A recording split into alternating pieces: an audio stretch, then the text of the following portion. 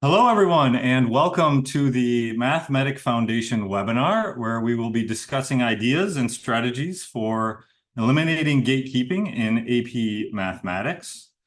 My name is Luke Wilcox. I am an AP Statistics teacher at East Kentwood High School in Kentwood, Michigan, which is the #1 most diverse school in the state of Michigan.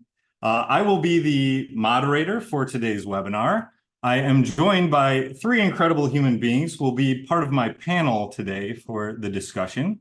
And I'd like to start by doing some introductions. And I will tell you, when I sat down to start writing bios for these three people, I quickly realized that there was a whole lot of overlap when it comes to things that they have done, accomplishments that they have. And anytime there's an overlap in things, because I'm a math teacher, I think Venn diagram, right? And we're not just talking like the Venn diagram with 2 circles. I want you all to think about a Venn diagram with 4 circles, okay? And they are smack dab in the middle of the 4 circles. And here are the 4 circles. Number 1, all 3 of these panelists are, of course, incredible teachers in the classroom. Number 2, they have all created something on the internet that has added huge value to thousands of educators. Number 3, they have all been recognized with top-level prestigious awards for their work in education. And number 4, they all care deeply about opening up access to AP classes to more students. So a very impressive resume from the 3 panelists today. So I'm going to introduce each one individually. I'm going to start with Rebecka Peterson. She is a high school math teacher in Oklahoma and the 2023 National Teacher of the Year. Rebecka has worked to increase the diversity of AP math classes in her school district. And she created the One Good Thing blog, where she has shared one good thing from her teaching day for thousands and thousands of school days. Now, on a personal note, Rebecka, I remember the day when you were announced as the National Teacher of the Year, and I was just so thrilled that it was a math teacher that was being recognized as the National Teacher of the Year. And not only that personal connection, but Rebecka came to Kentwood Public Schools back in October, and she visited my first hour AP statistics class, got a chance to interact with the students, and it was just wonderful to share my classroom with you. So Rebecka, welcome to the webinar. Thanks so much for having me. And I think about that day a lot. I don't get to be I'm released from classroom duties this year. And getting to be in your first hour just totally brought me back. And yeah, made me just so proud to be part of the Math Teacher Collective. Awesome. Thank you. Thank you. Okay, up next, we have Nate Bowling, who is the 2016 Washington Teacher of the Year, where he taught AP Social Studies. Now, he is currently teaching at the American Community School in Abu Dhabi, where right now it is 4 in the morning for Nate. Nate has been bringing attention to the racial divide in American public schools for more than a decade. He created the Nerd Farmer podcast, which covers a wide variety of topics from education to AI to politics. Now, my personal connection with Nate was that back in 2019, when you were still in Tacoma, Washington, I invited Nate to be the keynote speaker at an AP conference that I run here in West Michigan, where Nate talked about the topic that we are going to discuss tonight, eliminating gatekeeping in the AP classroom. Nate also wrote a blog post for Stats Medic. So Nate, I don't know if you remember that, but welcome to the webinar. Yeah, thank you for having me, and I'm excited to talk about it today. And our third panelist is Matt Vriesman, who is an AP Social Studies teacher at East Kentwood High School, a colleague of mine. He is the 2023 National History Teacher of the Year. Matt has worked to make his AP classroom as diverse as the hallways at East Kentwood High School. He is also the creator of the website Anti-Racist AP US History, where he shares his lesson plans with teachers from all over the country. Now, of course, I have a personal connection with Matt because we have been colleagues for many, many years. But the story that I want to share was the time when I was reviewing your application for National Teacher of the Year. And I just remember reviewing a couple of your lesson plans and being just completely blown away at the quality of these lesson plans. He has this way of making learning relevant and inviting to students. And I know that students just absolutely adore him. It's been a crazy year, Matt. He has brought the History Channel to East Kentwood High School to make a video about our students in his classroom. But Matt, welcome to the webinar. Thank you very much, Luke. It's an honor to be on this panel with these distinguished other guests. And it's really cool to be sitting next to Nate Bowling, because Nate Bowling, at that PD reference in 2019, really changed the course of my professional career. He really spoke to me in that PD. And I mean, I was always good at teaching history, but I hadn't prioritized diversifying the classroom like I do now. So thank you, Nate, so much. And I'm just excited to be a part of this. Thank you. And finally, I'd like to introduce Pete Grostic, a former math teacher at East Kentwood High School. He is currently an education consultant and is the executive director of the Mathmetic Foundation. So Pete, welcome. Thanks, Luke. All right, well, let's talk just a little bit about the format of how this panel discussion is going to go. I will be the moderator, and I will pose a series of questions to the group just to get some discussion going about the topic. Now, participants who are observing the webinar, we would love for you to post any questions that you might have. You can put those into the chat.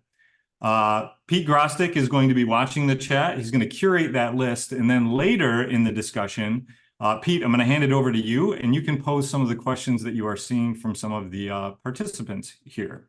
And then at the end, Pete is going to talk about a little bit about the Mathmetic Foundation and the mission and the vision of the foundation there to wrap things up.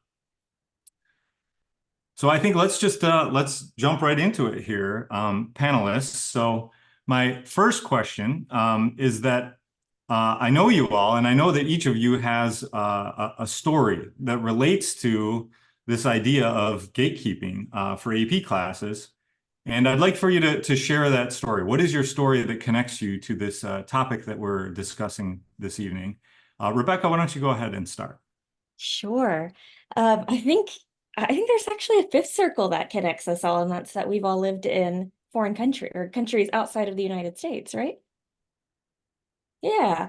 And so I think that's sort of where I'll start. I'm an immigrant to the United States, and my parents were medical missionaries, so I'm like culturally confused on several levels.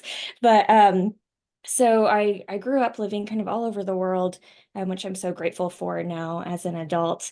As a child was pretty untethering, moving not like from city to city, but continent to continent. So all that to say was I was homeschooled in high school. There's not like an international school for me or anything. So I was homeschooled, did my undergraduate and my graduate work in the States, both in mathematics, assuming I was going to be like a math professor, because how could I possibly like teach high school math when I never went to an American high school myself, right? But I graduated, sort of in that recession, and decided to I did 3 years of college teaching, and then decided to try my hand at high school teaching. And so there were just some things that I just really didn't know about, right? Because I'd never been to an American high school myself. And it was a really challenging first year, to say the least.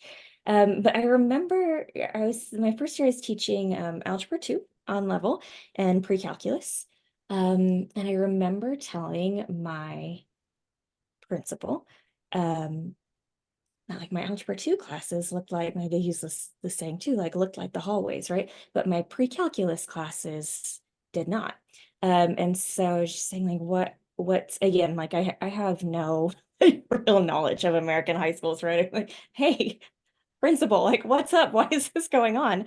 And yeah, I was not the one to like make systemic change. I want to be like clear about that, but I think like people have to sort of talk about it, right? And as teachers, like we're the ones who are closest to the students. And so sort of saying like, kind of weird, that I have all this like beautiful, rich cultural diversity. I also teach in a very diverse district. We have 62 languages represented.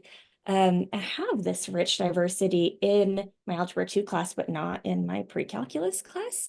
So they start like doing some digging, and I'm sure they were doing this digging long before like um the administration then started making some district-wide changes. So some changes, and that's when they started like digging.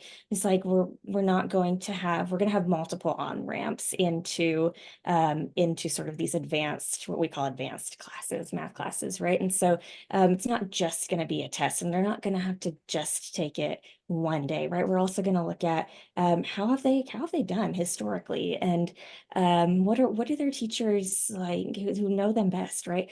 Feel like what do they have to say?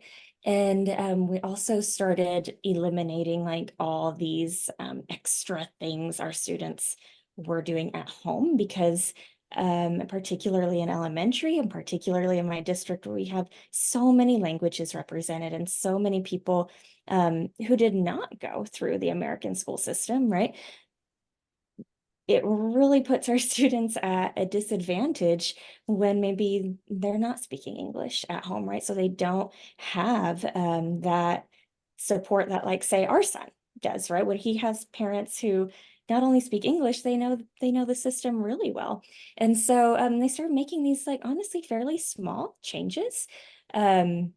I still say we have like work to do, certainly, but now fast forward 12 years later, I think really the best compliment was we have this cookout for my students after they take their AP Calc mock exam in our backyard, and my husband cooks hundreds of hot dogs for my students.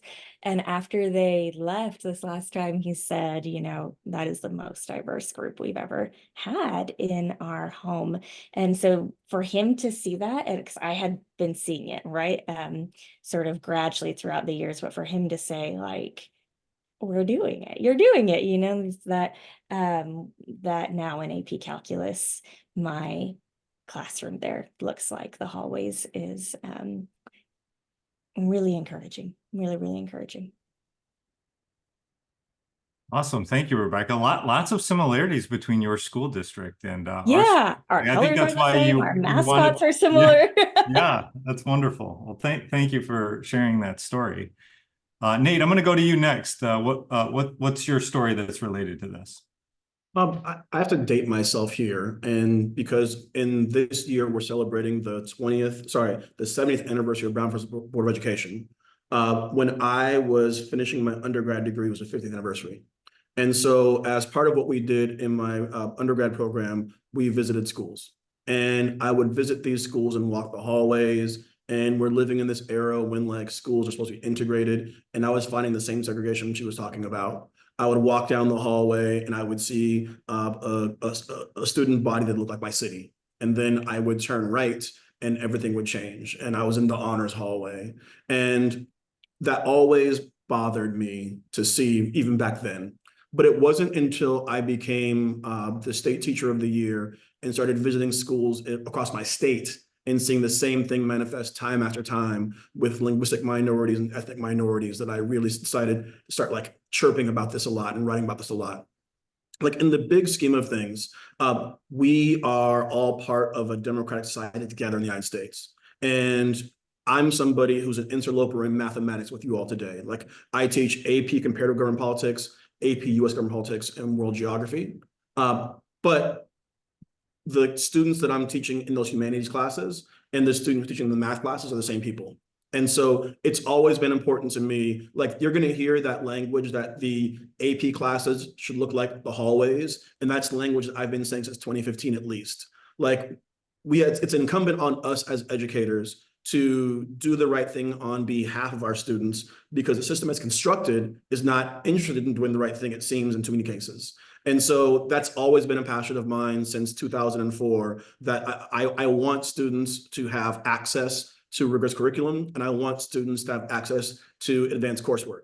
And I say that it started in 2004, that's actually kind of a lie, because I can go back to 1994 with my own life. Because I remember sitting down my first year in high school in an IB classroom and looking around and seeing nobody look like me, and then going to my counselor and saying, I want out of here, right?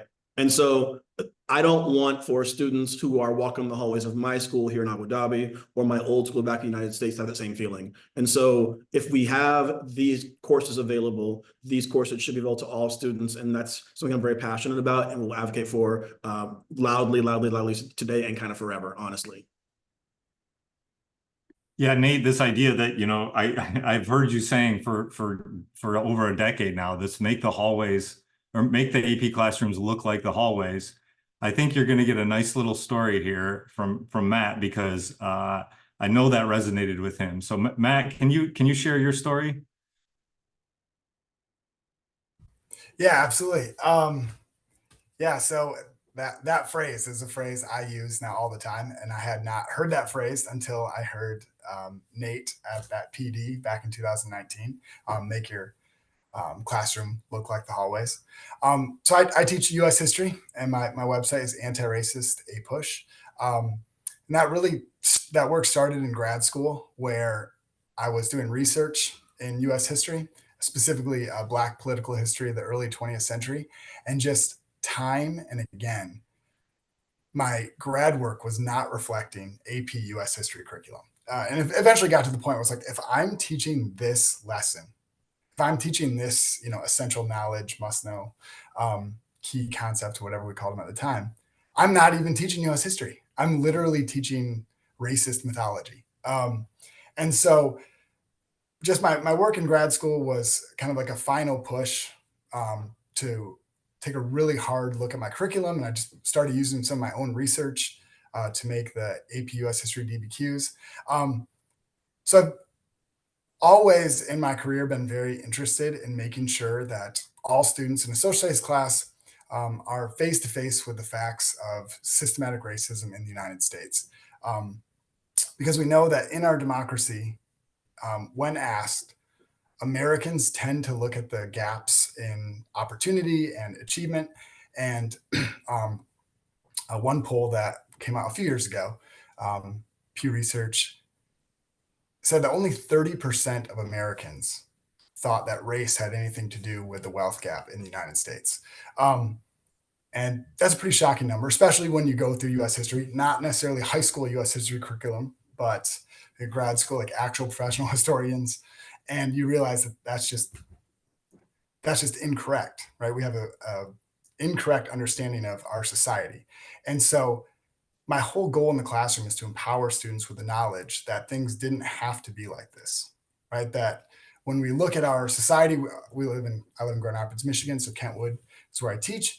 And it's one of the most segregated cities in the United States. Michigan is a very segregated state, like a lot of the northern industrial states.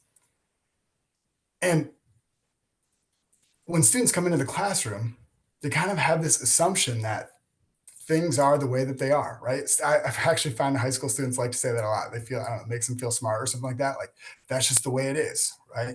It's like some wisdom that they like to throw around. That's just the way that it is. I'm like, no, it didn't have to be this way, right?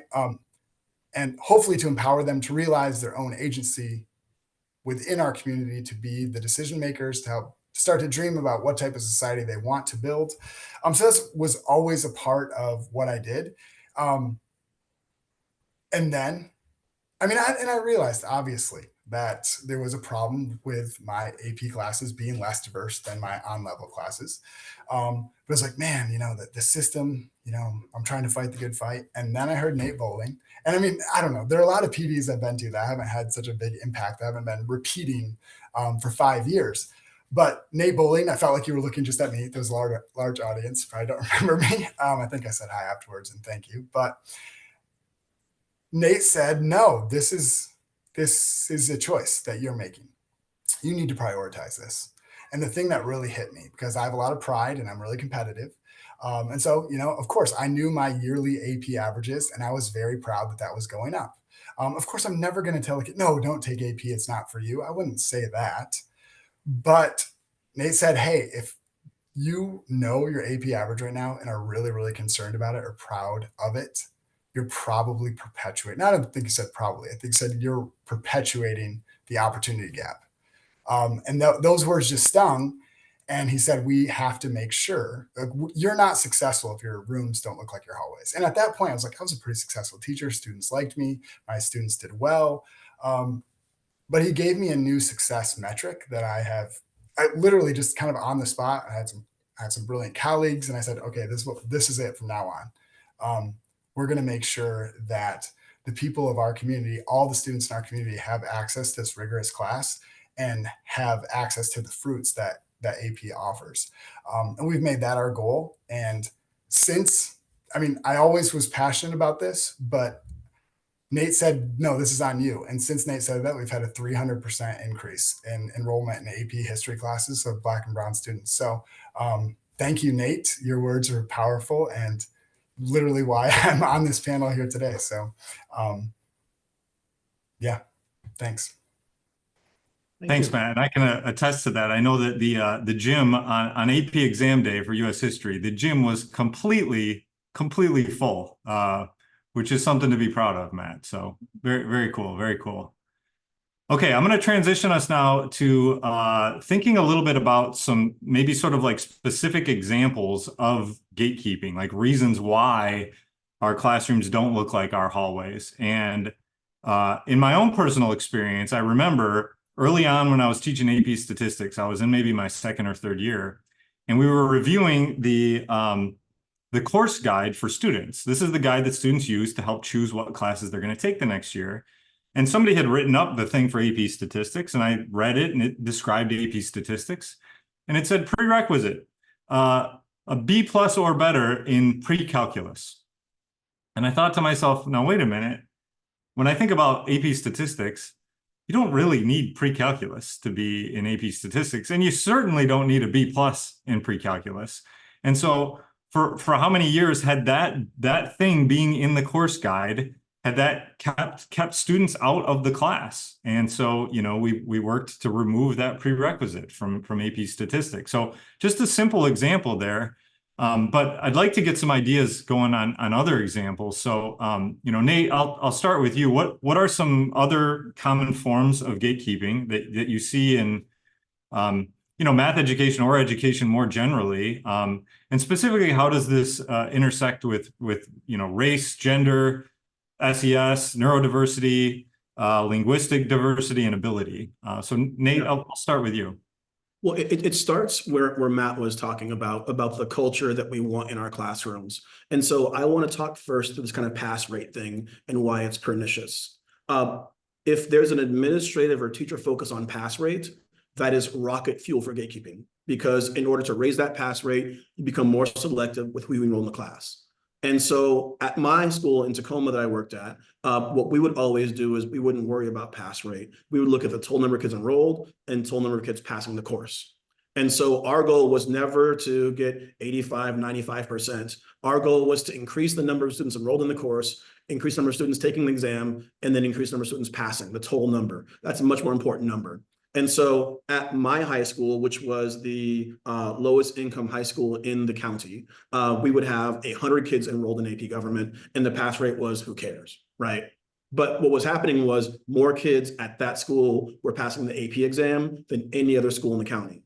Conversely, there was a teacher across town, a practitioner with what I'll call a different worldview, who had a 95% pass rate, but he hand selected basically and gatekeeped and pushed out students and discouraged students from taking his AP course. And that's what I want to really talk about today.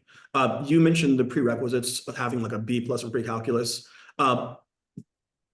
I really want to warn people away, if you're a teacher right now and you teach an AP course, about having prerequisites like that. I also want to warn you away from having prereqs that are grounded in non-academic factors. Oftentimes, students need to, in some settings, request to be in AP classes and have conversations with upper grade teachers they're not familiar with. Oftentimes, I've seen things where like kids have to apply and have interviews for AP classes. Like, what are we doing here? Like, that's, as far as I'm concerned, death to all of that. Death to all of that. The other thing, though, is that once the kid arrives in our class and once they become a student in our classroom needs to be a welcome place.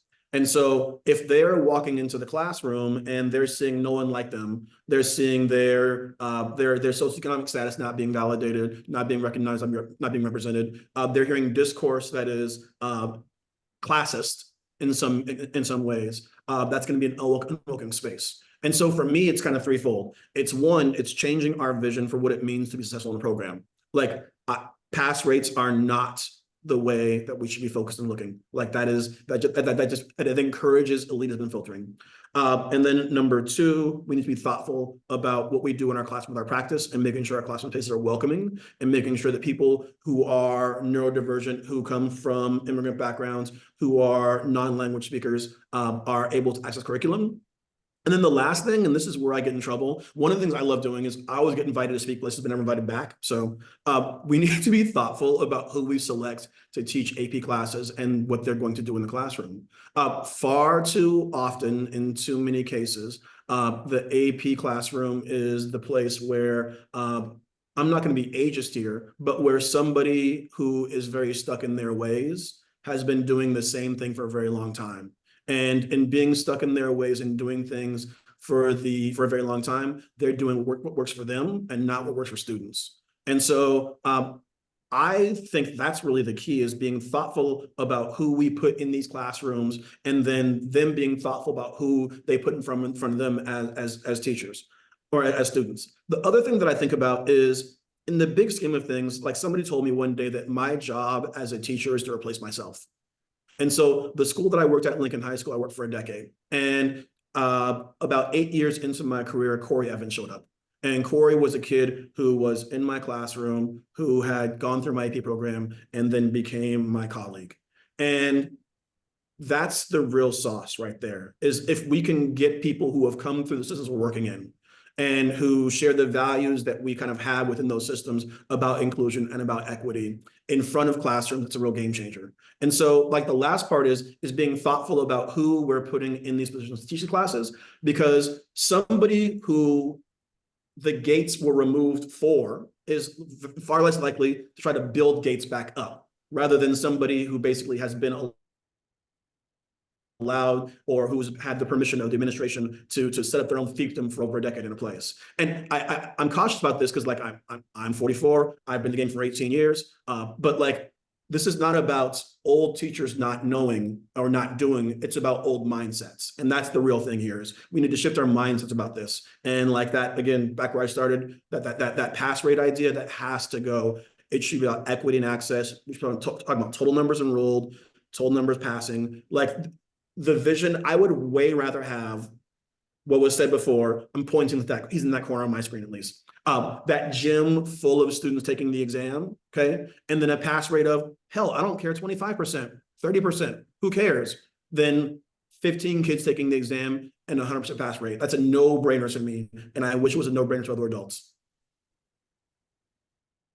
Awesome. Yeah, thank you, Nate. Matt, anything that you want to sort of add on to some of those ideas there? I want to highlight that one more time, because that literally was game changing. It changed the course of just how I thought about my job and being at school. As soon as you say, like, if you're focused on your pass rates, you're like, how can I break down this DBQ better? And of course, that's important, right? To think about how to teach your class better.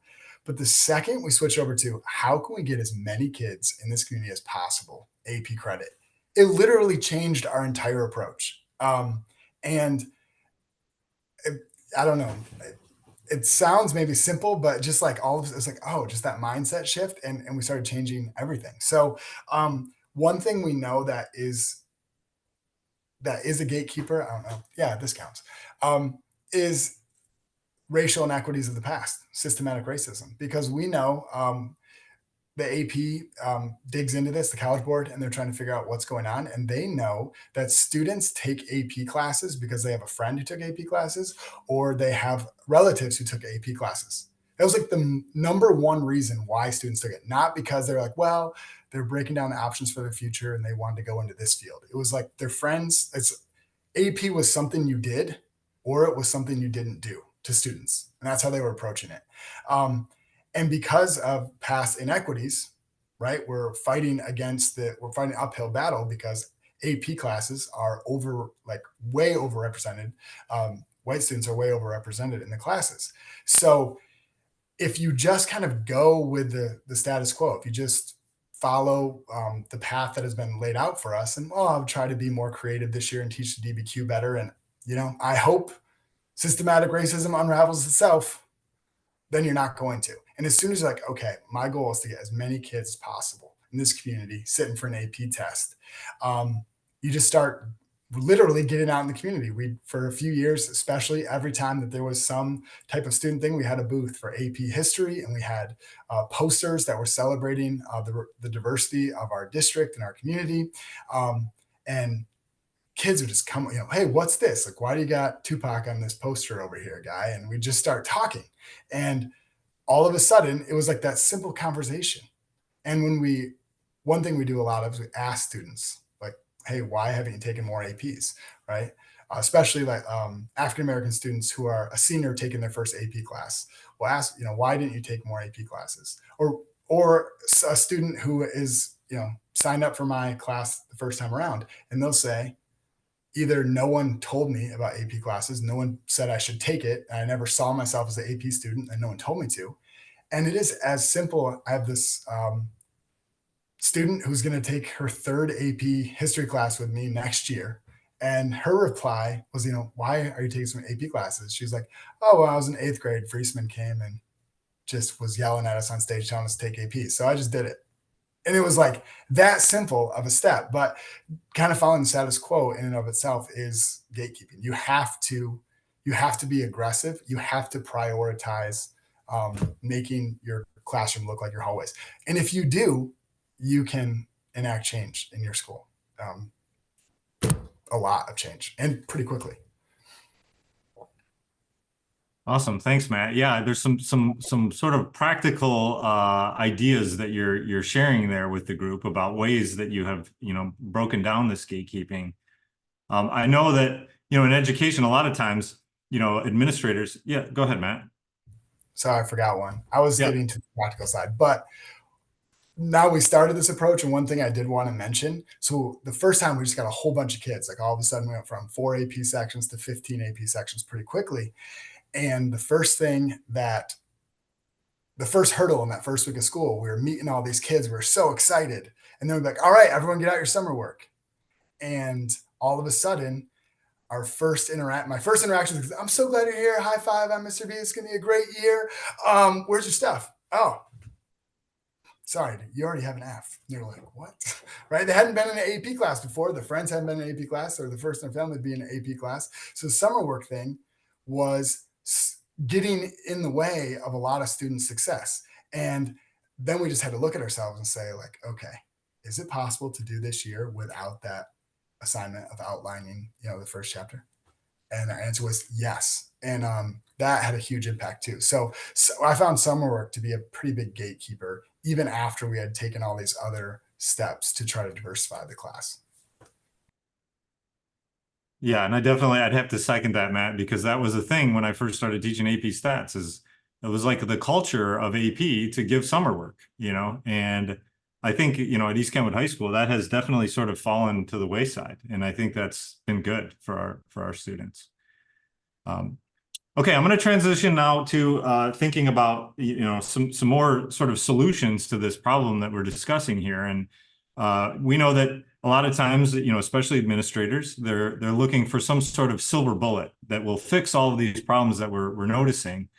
But we all know, we've been in education long enough that there really is no silver bullet. And sometimes something that feels like a good idea doesn't quite, sort of play out the way that we would like it to. And it might still end up gatekeeping, even though that's what we're trying to get rid of. So, Rebecka, I'm going to go to you on this one. Do you have any sort of examples where the silver bullet has not proven to be what we thought it would be? Yeah, I think there's a lot. I think an initiative that has like really good intentions right now, and honestly, some are viewing as a silver bullet, is AI. I don't know if you all saw, like a couple of weeks ago, Sal Khan released this video, and he was doing this just like computation based trigonometry problem with his son, and they have this like really sophisticated, AI tutor. And at like first glance, it just looks so shiny, honestly. And I've heard like people say in like various ways, various degrees, that like essentially AI is the solution to differentiation. And if AI is like the solution to differentiation, I think my heart will break, to be honest. Like it's literally in the name, it's artificial, right? And if our solution is having students sit alone with headphones, like in and talking to an artificial tutor, I have to wonder, like, did we learn nothing from COVID? And I think maybe we like need to revisit why we went into this profession. But like this is my litmus test for AI and really for any technology, is I always ask myself, like, does it allow me to spend more time or less time connecting with my students, right? Does it connect us more or less? Does it create more authentic experiences or fewer? And that should always be our litmus test. I think I always go into new technology with the lens of like, how will this connect me to my students better, or will it not, right? So why is this a gatekeeper? Because not everyone has equal access to technology. Like in the video, the student is on what appears to be a really nice iPad with an Apple Pencil, whereas my students have laptops that crash on them weekly, right? Other districts in my state are in very rural parts of the country where they don't even have consistent Wi-Fi, right? So when we talk about technology, like I hope we consider all these factors, and I hope that we are always asking ourselves, like, do we view technology as the savior or as a tool? And so I think, yeah, technology and particularly AI right now are sometimes they feel like they might be a silver bullet. And I'm like, I love using technology in the classroom, don't get me wrong, but I always want to view it with that lens of, does everybody have equal access? And is it creating more connections or fewer? Because this is very, very human work. And if we remove the human element from it, then I don't think we're doing our students or ourselves any favors. Yeah, lots and lots of stuff moving quickly in the AI world when it comes to math education. And I think that's an important thing to keep in mind as things move quickly. Nate, I'm going to go to you next. Do you have any other sort of ideas or examples of something similar to this where there's like good intention behind it, but maybe it doesn't play out the way that we had hoped? Yeah. We could build a bridge to the moon with the mission statements that have been rewritten and the policy directives that have come from leadership at various districts and schools about inclusion in classes. But those don't really change anything. Any idea that we implement is only as good as the way and level and the fidelity to which we implement it. And so I would say that like a lot of people have given lip service to this and said, oh, we're gonna diversify our classes and oh, pat on the back, good job. But like whatever you do needs to have like the long-term ability to be sustainable. And one of the things that I've seen done in some places is they throw a bunch of kids into AP classes where they haven't laid the groundwork in that classroom to change the culture. And like I talked about earlier on, there's a practitioner in that classroom who's very set in their ways. And then those kids aren't successful and they go, oh, this doesn't work. And so this isn't about changing the makeup of your AP classes. It's about changing the culture of AP at your school. And so like there are no silver bullets to changing culture. Like it needs to be a long-term institutional conversation. And a point I'm going to make repeatedly today is thinking about who we're hiring and putting in front of students.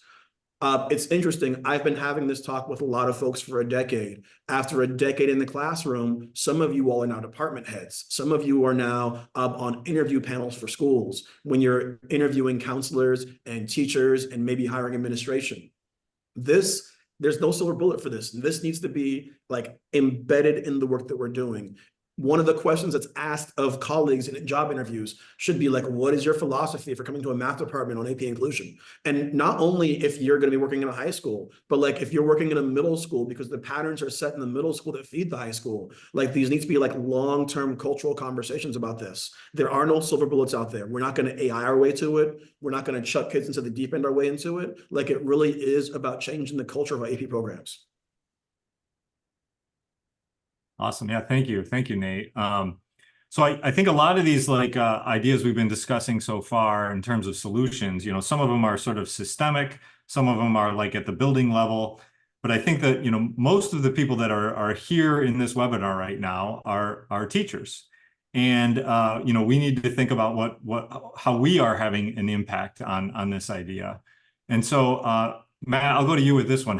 How can we as teachers, recognize our own biases, address our own biases that might lead to these gatekeeping behaviors?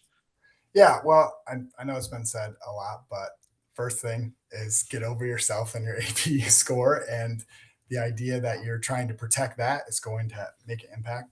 But one phrase that has just been sticking out to me a lot, even at our own school, which I love, East Kentwood Public Schools, but there's still this talk about what an AP student is, right? And that really bothers me because every single student wants to be challenged. Actually, they can do hard things, and they actually want to do hard things. And if they have a teacher who they believe has their best interest at heart, they have a teacher that they trust who has legitimacy in their eyes. If students see the relevance of what they're doing and they trust that person leading up front, they want to do hard things. And so I think we have this idea that an AP student is someone who is just ready to sit down in their seat, never talk, never disrupt anything, and they're just already ready to do the hard things, rather than seeing ourselves as an AP teacher actually having a really important responsibility to make sure that we are reaching out to all students in our community and trying to get them excited to seeing the relevance. Because when we do that, students who maybe don't fit our old mold of what an AP student is and what they look like, all of a sudden are just going to start shocking people with their brilliance, because all of our students are brilliant, right? They just maybe haven't had a good enough argument yet to see value in what we're doing. So just throwing out the old ideas of what an AP student is really important. And also seniors, well, I'm an AP, this is AP, so I'm not going to do any of that scaffolding stuff, right? They should just be able to do it. They should be self-motivated. They should have read all 3 chapters last night, and right, I just have met AP teachers who like equate low grades with rigor, right? Rather than, they can't get an A-. One thing I do with my essays, right, is I didn't start doing this at first, but the only essay that gets the grade book is the best one at the end of the semester. So we keep writing the same document-based, primary source-based essays. And every time you hit a new skill, your grade is going up. And some AP teachers have this bias, like what an AP class is. Like, well, you can't just do that. You can't just allow them to keep getting better at it and then giving them a better grade. And I'm like, why? That doesn't even make any sense to me. So that's kind of old-fashioned AP thinking that needs to go. Thanks, Matt. Rebecca, anything that you want to add to that? Yeah, I'm particularly, since I think it's mostly math teachers, a bias that is really near and dear to my heart is, of course, female representation in STEM fields, and obviously particularly mathematics. I remember when I was in high school, a president of a certain Ivy League college said the reason women are underrepresented is because of, quote, issues of intrinsic aptitude. And while I think like very few people would say those words today, I look at our systems and wonder like if we don't still believe them. And when we look at like pure mathematics courses like AP Calc or applied mathematics courses like AP Computer Science, Physics, our female students are typically outnumbered 2 to 1. And we have like these studies that show that as early as as elementary, male students get selected more than females to be, quote, accelerated in math courses, even though this children score at almost parity, right? So I think it's really important that we look at female representation in terms of who teaches classes like Calc BC, computer science, physics. But like, let's truly ask ourselves, what message are we sending to our female students if they don't have a female teacher in those courses? Because we know like women only make up 34% of the STEM workforce, and our young girls stop believing that they are smart at a much like faster rate. And like they stop believing that as early as 6 years old. You've probably heard the dream gap, right? And that like even though boys continue to believe in their inherent brilliance, which they absolutely should, like our girls stop believing that they can become engineers and scientists and astronauts. And so like we have to show them women who still believe in their inherent brilliance, particularly these like incredibly technical courses, I think. And so yeah, I take my role like very, very seriously as a woman, a female teacher in a technical course. I take it seriously as someone who has like walked that path before, my female students, my non-binary students, but I take it very, very seriously for my male students as well, because it is so important that everyone sees this representation because they're our future, right? Awesome. Yeah, thank you. Thank you. So I would like to open it up to questions from the participants. I know we have at least one question in there. Participants, if you have specific questions that you'd like to hear discussed, feel free to drop those into the chat there. And Pete, I'm gonna hand it over to you to throw a few questions at the group. Thank you, Luke. Yeah, we got a first question from Anna, and she's not an AP teacher, so she teaches Algebra 1 and geometry, and she's wondering what she can do to help as a math teacher for future AP students. So maybe we can start with the math angle with Rebecka. Yeah. Thoughts? I would say like you hold more power than I do, honestly. And that what I would really encourage you is just to like plant the seeds now.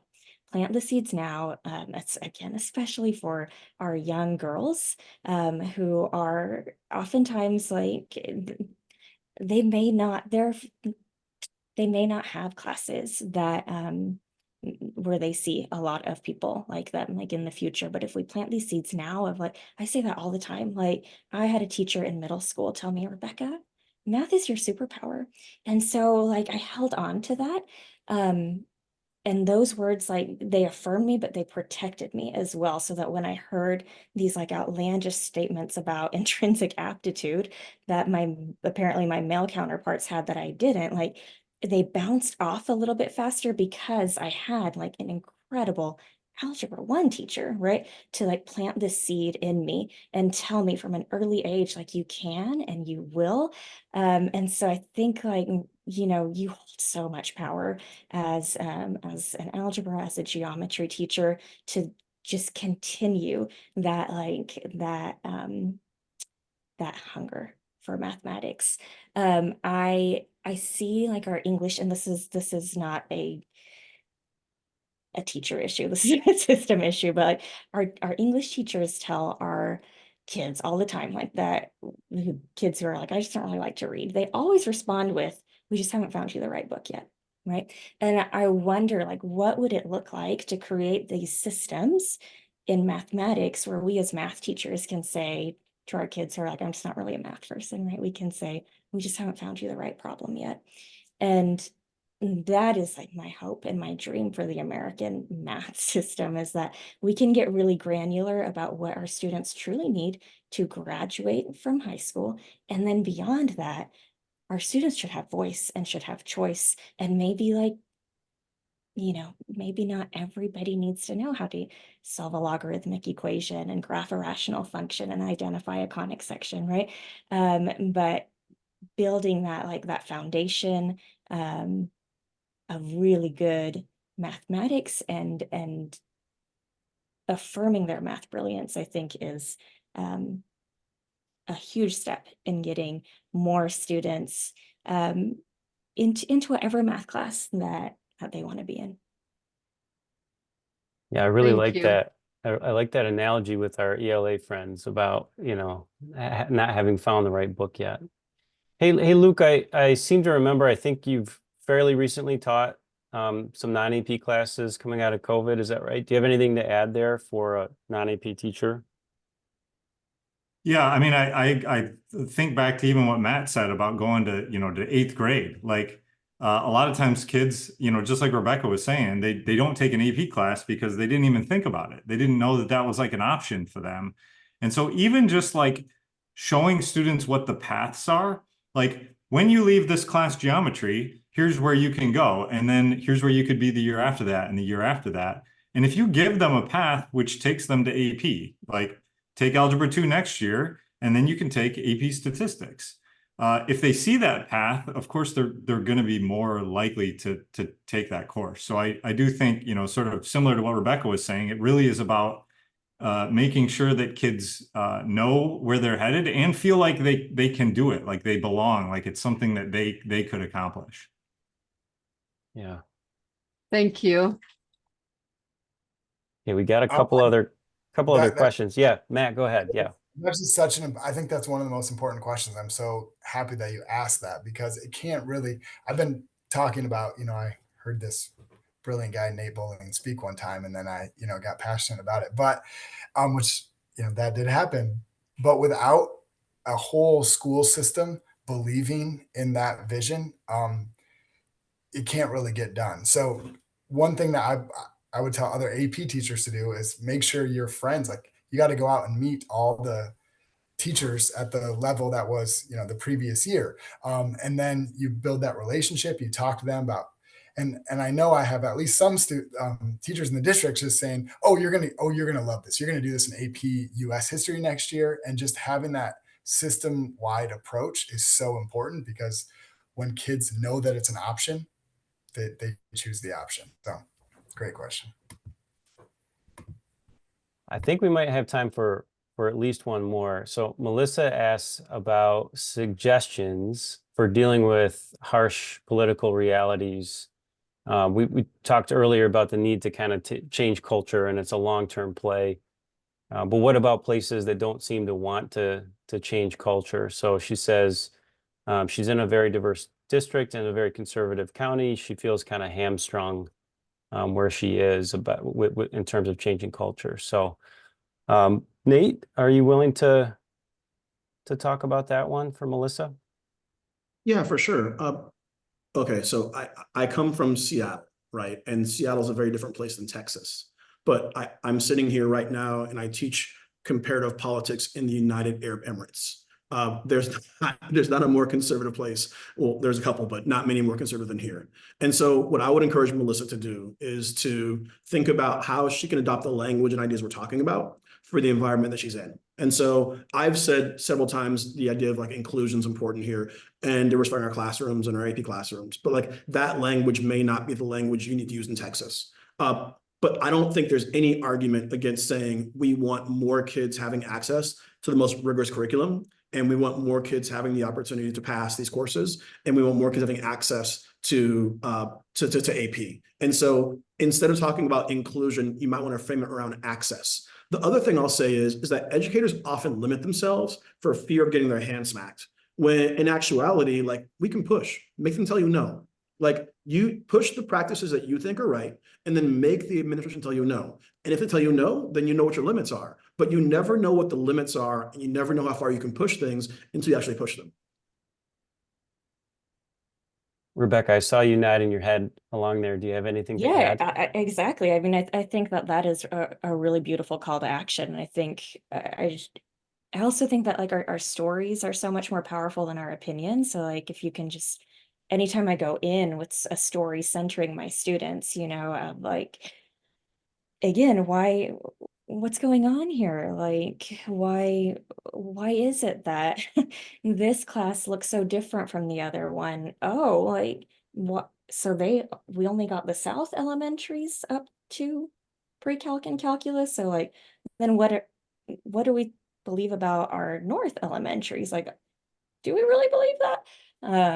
And so then like these sort of, when you take this inventory and you can present it as like a story centering your students, I think that's very compelling and like really hard to ignore. And yeah, like I totally agree, Nate. Like they may say no, but like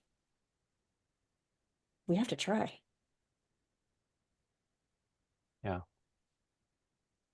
Okay, I'm looking at the clock here, and we got a couple other questions. I do want to take just a couple minutes to talk about Mathematic Foundation, who's presenting this webinar tonight. Again, my name is Pete Grostic, and I'm the Executive Director of Mathematic Foundation. Before I do that, though, just want to thank once again our panelists tonight, Rebecka, Nate, and Matt. Thank you so much for sharing your experience, your expertise, your thoughtful reflections. Really, really provocative stuff tonight. We really, really appreciate it. And thank you, Luke, for moderating for us. Really, really nice job. I think we're all clapping our hands. You can't hear because we're muted, but thank you so much, everybody. Really, really appreciate it. Okay, so just a few words about Mathematic Foundation. So Mathematic Foundation is a 501c3 nonprofit. We've been around since the end of 2021. Our mission is empowering students, teachers, and schools with resources that increase equitable access to high-quality math education. We fulfill that in a couple different ways. I'm going to go ahead and share my screen so you can see part of our website here. If I can figure out how to do that. Don't you hate it when people say that and then they don't know how to share their screen? All right, I'll work on that. So we have a couple different ways that we fulfill our mission. One of which is awarding scholarships to students in need that wish to pursue mathematics after high school. And another one is awarding grants to teachers for high quality professional development or resources for their classroom. And then also grants for schools for either resources in classrooms or after school or summer initiatives, to community initiatives. We also have a promise I want to tell you about because it's right here on the page and it's really, really important. We work really, really hard to make sure that our operational expenses are covered through grants and corporations and donations of that ilk, so that anybody that donates, any individual that donates, 100% of those donations go directly to students, teachers, and schools in need. We've got some exciting things in store that we'll announce when they're more fleshed out, but that's our mission. Our vision is a more equitable K-12 math education and beyond for all students. There are a number of ways that you can get involved if you're interested. One way is to subscribe to our newsletter. We send a monthly newsletter that is laser focused on strategies for math teachers to increase equity in their classrooms.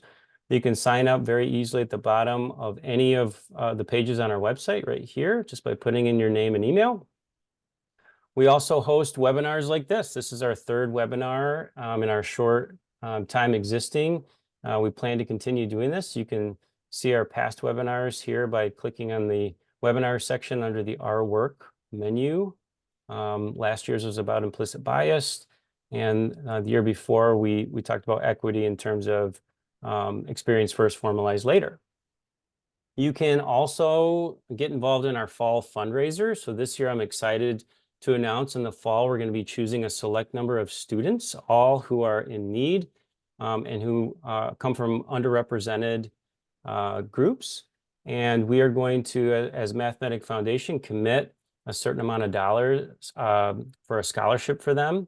And then every single dollar we raise during our fall fundraiser will be split equally among these students to increase the scholarship amount to them, which is super, super exciting.